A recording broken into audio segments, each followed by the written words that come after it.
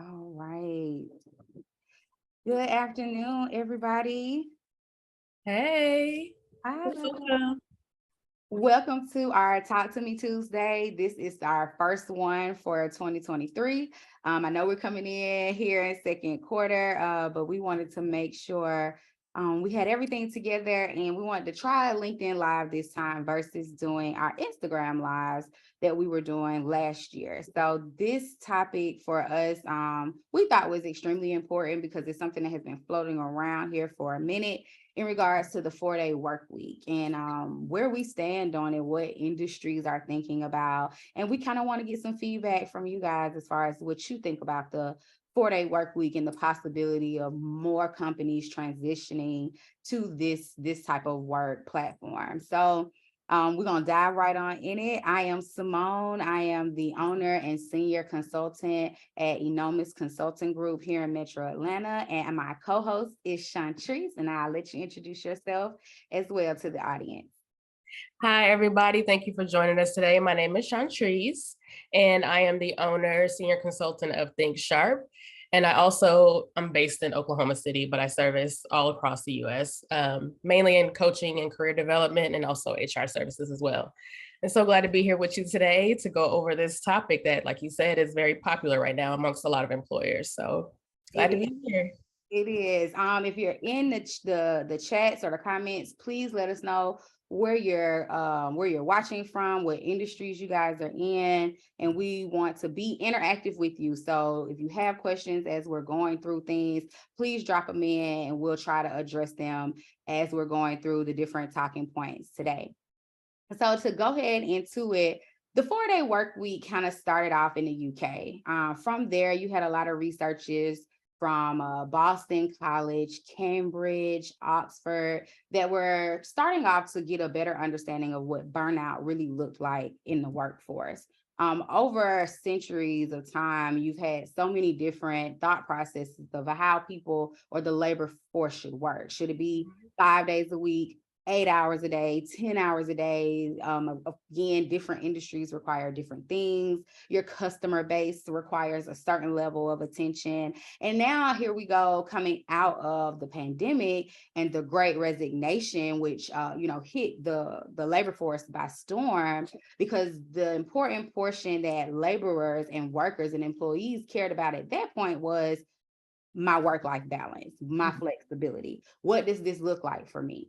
And from there, the 4-day work week has now become a very, very high trending topic. And we kind of want to just talk on some talking points and see what you guys think about it. So coming out of the pandemic, companies are starting to realize that in order to be competitive, they have to be able to provide some level of flexibility. If that's remote work, if that's, coming in 4 days a week, having a work from home day, or not having a work from home day, just 4 days that you're responsible for providing the things that have been tasked to you.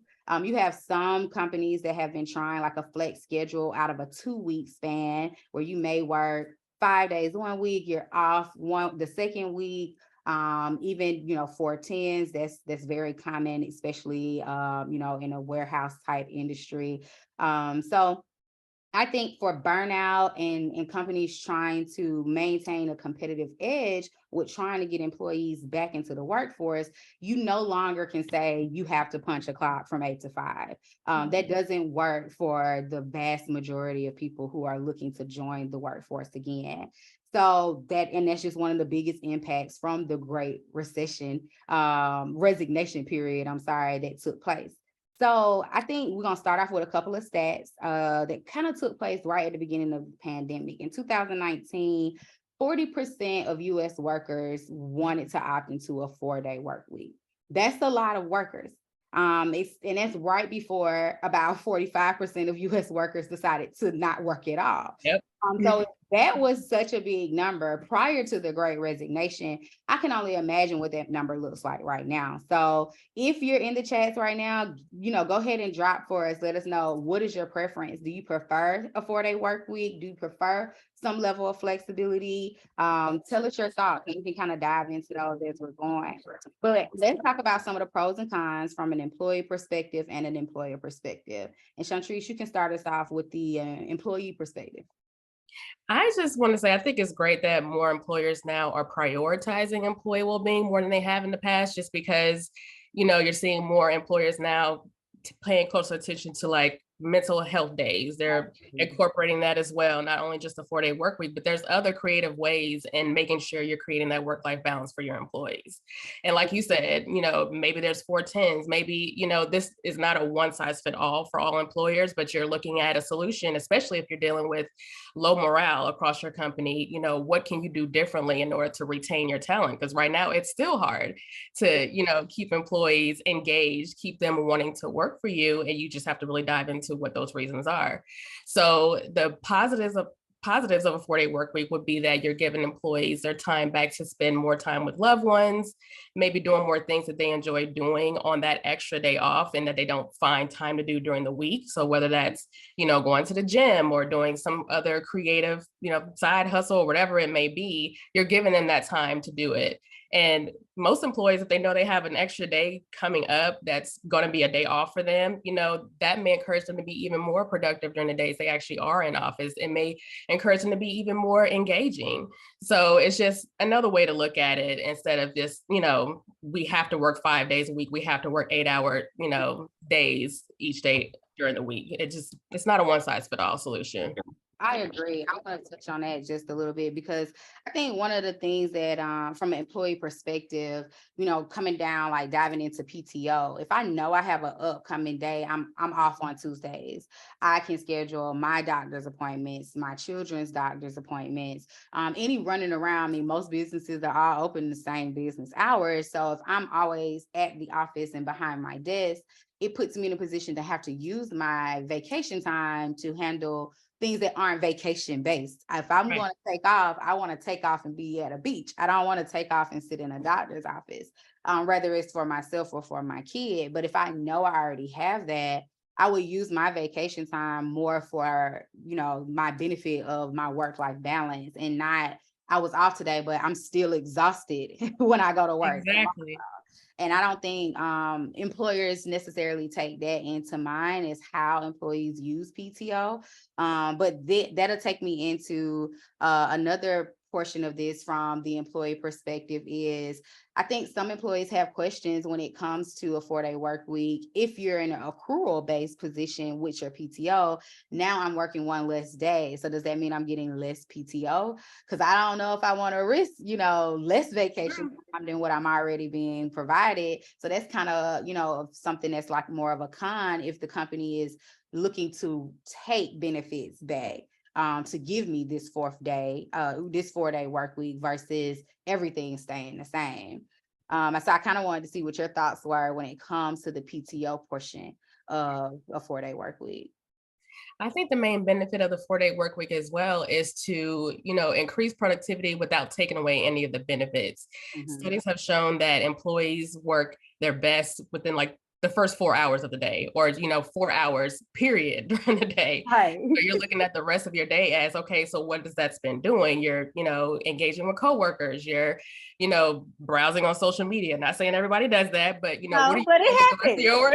We know everybody doesn't just use the bathroom time for social media. Exactly. There's only so many times you can go and get coffee. Like you're filling in that time with something else.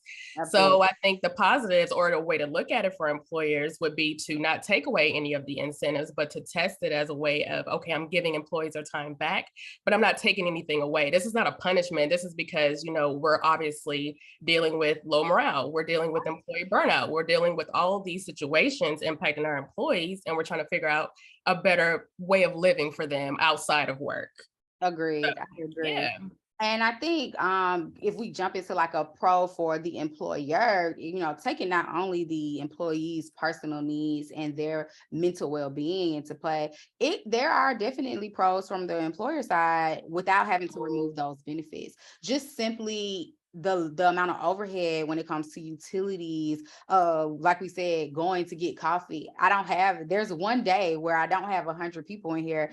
drinking coffee that's being supplied by the company. So their employers should start to see a decrease in some of the overhead expenses they have by having one less day where you have employees in the building. Now, granted, it depends on, how the setup may be. If there's one day period, we don't work on Fridays, our office is closed, you'll see a greater impact immediately by one day. Now, if you have your employees kind of on a rotating schedule, it may be harder for employees to see, okay, it's only 10 people not drinking coffee today versus you don't have 100 people in the building today. So I do think that employers have the ability to kind of assess this scenario from their perspective and see some benefits from them as well. I do know from employers and like going through some research, one of the largest cons that I saw outside of them thinking that productivity was going to drop was how do they convince their customer base of their new schedule? Depending on the industry and in the business,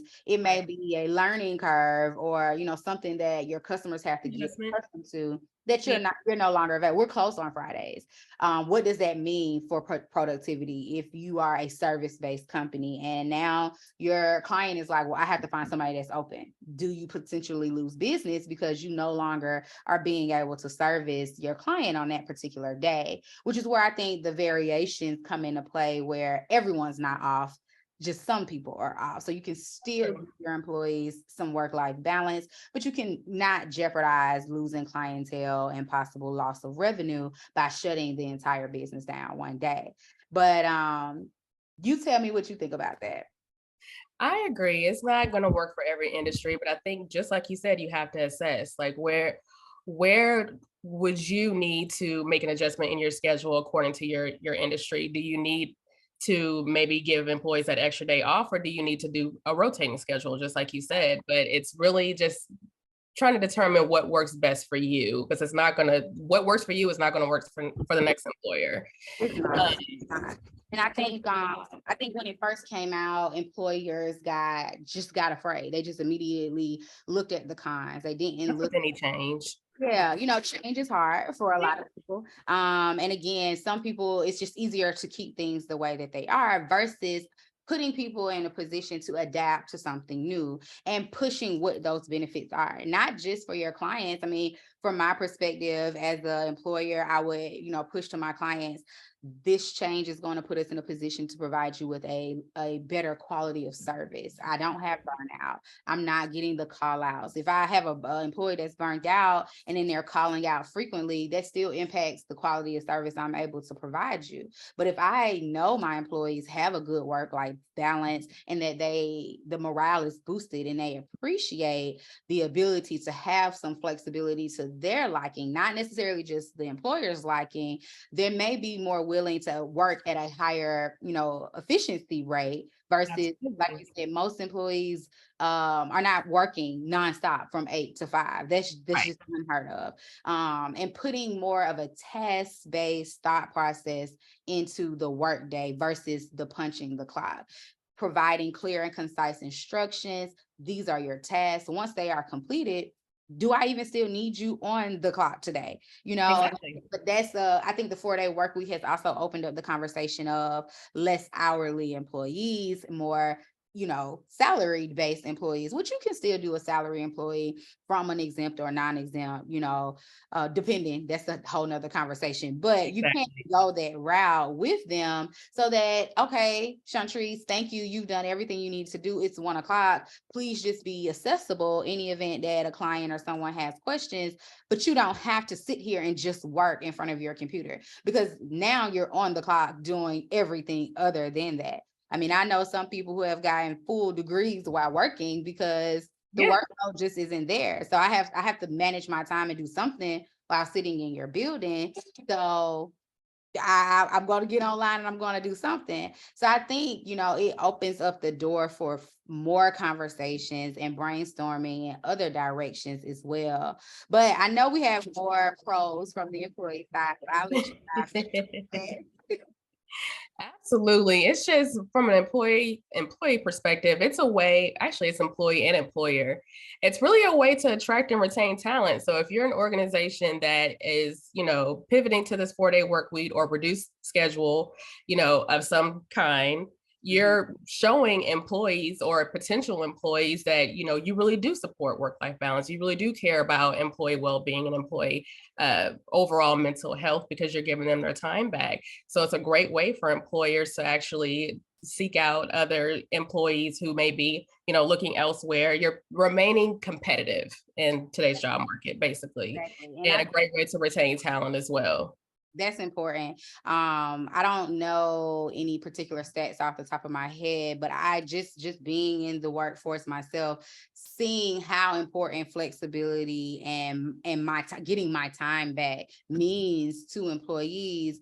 You would think employers really would take greater heed and acknowledge that, hey, if we want to retain quality staff, we have to take this into consideration. Yeah. Despite, baby boomers and the more traditional people that may still be in those C-suite or executive positions that may disagree because that's not how they were brought up. They were brought up on go to work. You go to work, you stay at work, you look towards retirement. This is what you do. And that is not how the generations coming into the workforce are right now. They want the flexibility. They want to have the diverse environments. They want the morale being high. And I think another thing with, not just the 4-day work week, but being on a remote situation is that it's important for employers to keep the retention portion at mind, but as well as how do I still motivate my remote based staff? Some people I'm are engaged. some people are cool with not having anybody next to them as far as adult interaction or companionship. And then we did see how many people were ready to go back into the office after COVID because that wasn't an environment that they necessarily thrived in. So taking the 4-day work week into consideration or remote work, how do you keep your employees engaged? Like as an employee, what do you think you would like to see your employer do to not only offer you the work-life balance, but keeping you engaged and your morale high while giving you something that you're asking for? I think being in tech and being in that culture of autonomy where you were given the space to, do your work, you know exactly what's expected of you.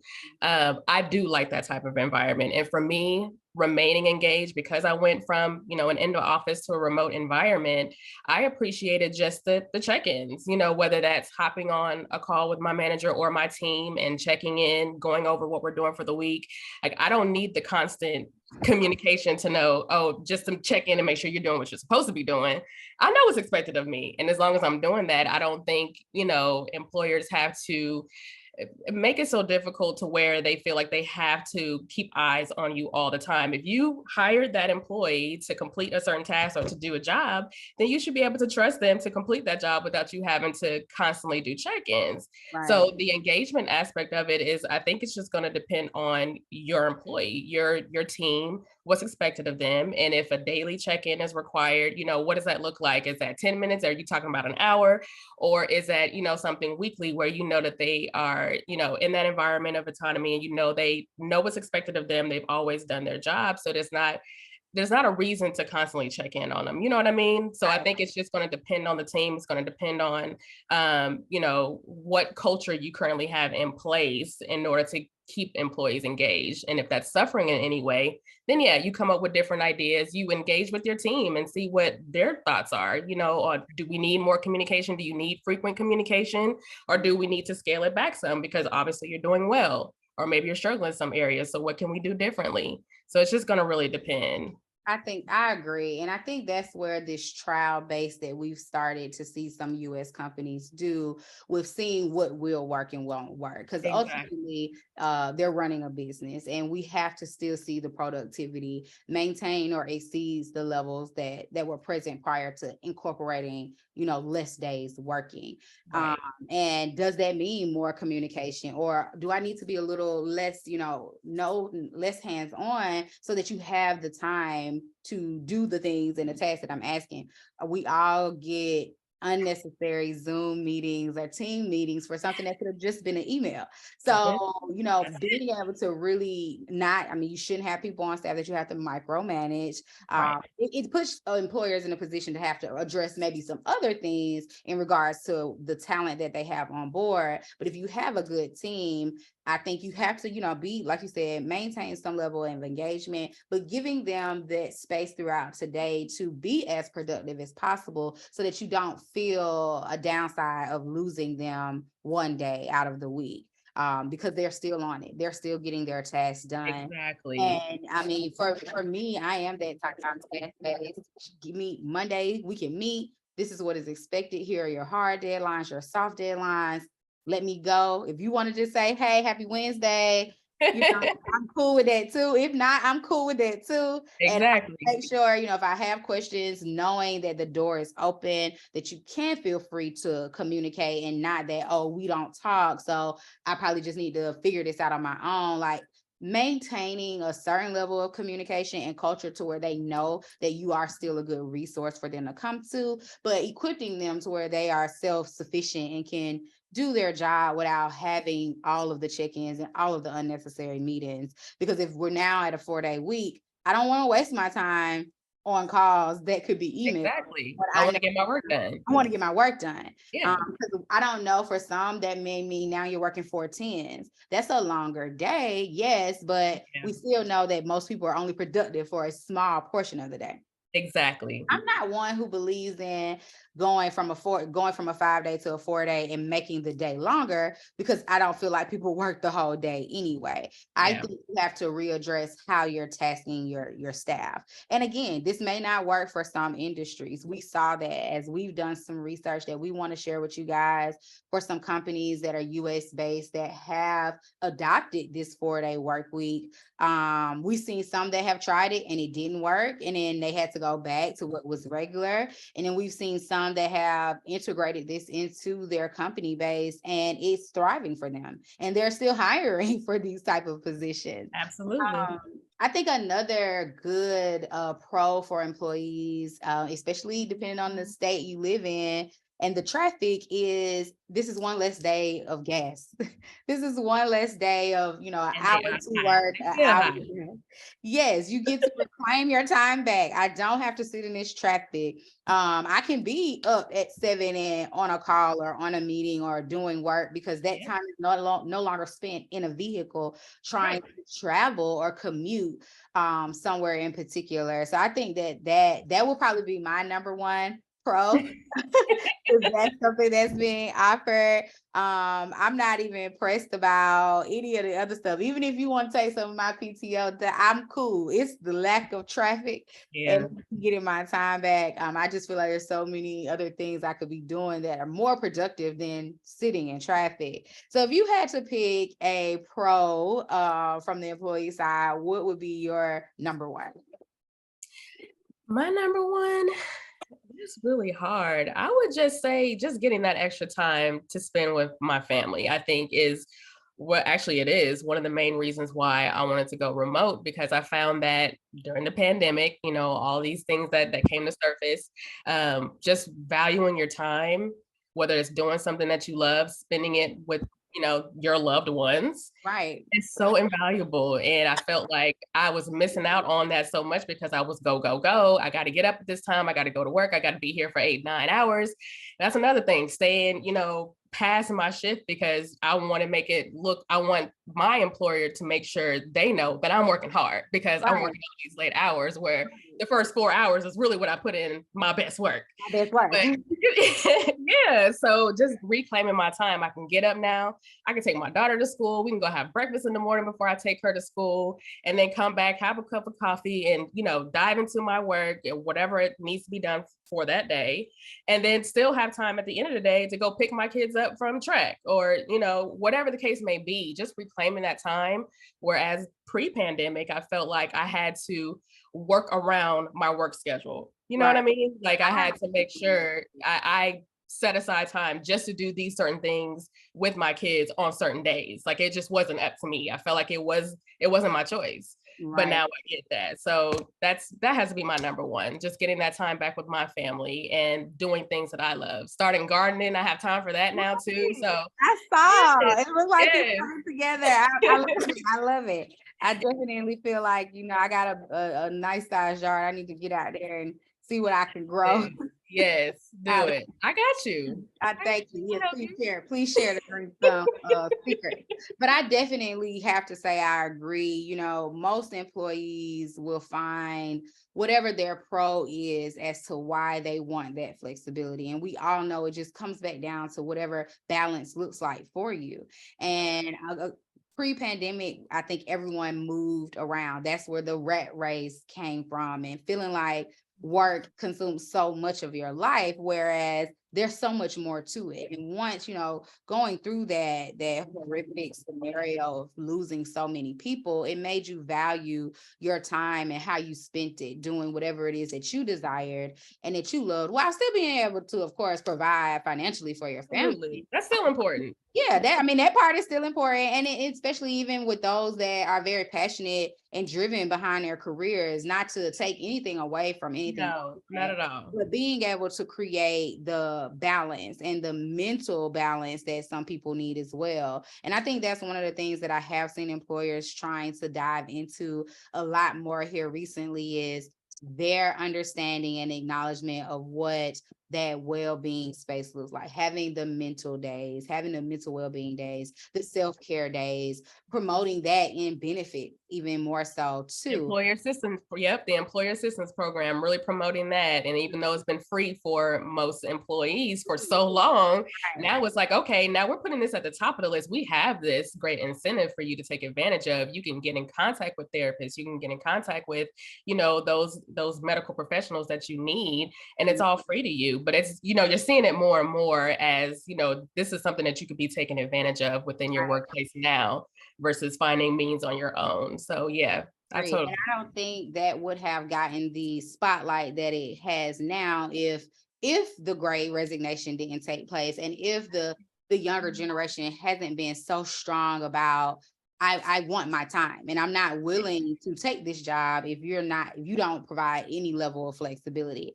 Most employers, I think that was a shocking space for them to, I have to respectfully decline your offer because such and such is willing to offer me the same pay or more, and I can be remote, the same pay or more, and I don't have to work but 3 days out of the week, and then maybe possibly again be accessible, answer emails or things like that. And that adjustment has been hard for some very traditional based companies. Some again have made the change and have adapted to what the workforce coming in now looks like, and some have not. But before we round out, I definitely want you to be able to dive into some of those companies we mentioned earlier that did do the 4-day work week trial, and that are US based, that are still doing it and are hiring. Yes, so we will send that list out to everyone if you are interested in seeing what companies have actually implemented the 4-day work week. But what I did was just take out the top 5 just based off of their hiring needs. And of course, if you need any assistance with redoing your resume or updating your LinkedIn profile, I am the person to help you. I'm more than happy to do that. So you can just reach out to me through LinkedIn, Chantrese Sharp through LinkedIn, but of course you can reach out to me via website at thinksharpllc.com. But the companies that I did see were AWIN. It's an affiliate marketing platform, and they're mostly hiring overseas, but they do have a few positions based in Baltimore and Chicago for those listeners out there in those areas. Bolt Payments is an e-commerce business. They're hiring for software engineers and machine learning engineers across the US. DNS Filter, DNS is short for domain name system. It's a security company. They're also hiring for senior accountants in Washington, DC. And M-Train is a woman-owned and led organizational and training development platform, which was really interesting when I researched them. They sound like a really great company. They are hiring for web developers, but they are in San Francisco, California. And then the Wanderlust Group is a tech company in the marine and outdoor travel industry, and they are hiring for various positions across customer support, engineering, marketing, and operations. So they hiring. They got a lot of positions open, and most of them are remote. So yeah, just take a look at that list once we actually send it out, so you can kind of dive into all the other companies who are still playing with the idea of doing it full time, but the ones I just listed have actually already implemented it, which is major. It is major. Because we know we see in the larger companies, our Facebook, our Meta, our Twitter, when everybody was like, no, going back to work, we're going back into the office. We saw how that created such a big impact and stirred up the conversation on social media. So I definitely am glad you were able to identify these particular companies that we can kind of highlight and put a little bit of a spotlight on for them taking into consideration the work-life balance and what burnout really looks like. Even though some of them may be larger, some of them may be smaller, but we definitely are going to, make sure we put the spotlight on them, share the link, probably post them later on this week to kind of drive some traffic to that, because I like to acknowledge companies that are taking that extra step to care about their staff and the type of culture that they're looking to have. I know we had one viewer that kind of commented and agreed with us when it comes down to that gas money and traffic and what type of savings that really looks like. Not having to be at work and traveling, but then the con of that could possibly be the increase of your home bills because you're home all day. And I think a lot of companies and employees did see that during the pandemic of now my light bill at home and my gas bill at home and how much more I'm going to the grocery store because now I'm having to do breakfast, lunch, and dinner at home versus when you're out. So I do think, of course, all across the board, employee and employer have to find the balance and what that looks like for them when adapting something new like a 4-day work week. But I do think, being able to have that extra time and that flexibility overall, I'm willing to figure it out after that. Right. Same. Agree. So if we don't have any additional questions, or even if you guys have some when this reposts later, feel free to drop them in the chat. Shantrice and I come back and we'll definitely comment on any of those questions and provide any answers or additional resources for you guys if you're interested. So again, we like to thank you for joining us on our Talk to Me Tuesday Live. You can reach either us on LinkedIn or via our websites, which we'll be able to put that info in the comment section for you also. All right. Thank you, everybody. Thank you. Enjoy.